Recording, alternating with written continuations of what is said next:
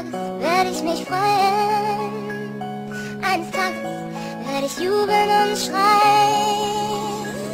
Denn eines Tages wird wie in meinen Träumen weder Tod noch Trauer mehr sein. Doch bis dahin 15 ani și Atena, parcă e ruptă din soare. Îi lucesc ochii căprui și îmi dă vieții culoare. E atât de scumpă cât valoarea nu e estimată. E mai prețioasă ca și o piatră nestemată. Mulți și multe au ceva de împărțit cu ea, însă le este ciudă că ea e doar a mea. Îi plac filmele de dragoste, mă face vraiște când mă privește. Cu o privire mă pietrește.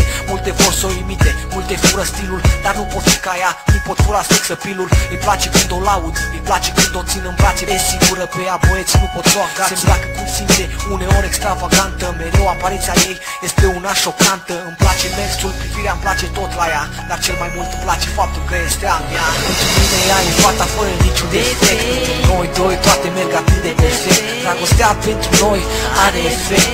Ea e înfipt adânc la mine în piept.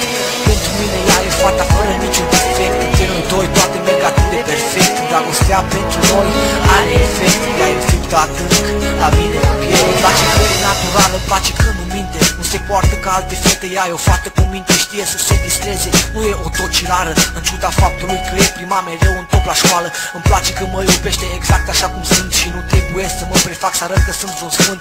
Dacă ea ar fi cerul, eu aș fi doar un nor. Dacă ea ar fi oceanul, eu aș fi un peștișor. Ea nu știe să profite, îmi zice ce simte, îmi dă toată iubirea ei nu minte. Cu ea nu trebuie să ies în club, îi place în parcuri. Ador să o văd râzând atunci când zicem bancuri. Cu ea mă distrez mereu, râdem și glumim. Împreună amândoi am învățat să iubim. Sărutul ei mereu mă lasă fără respirație. Dragostea mea pentru ea să fără de inspirație. Pentru mine ea e fata fără niciun defect. Pentru noi doi toate merg atât de perfect. Dragostea pentru noi are efect. Ea e înfipt adânc la mine în piept.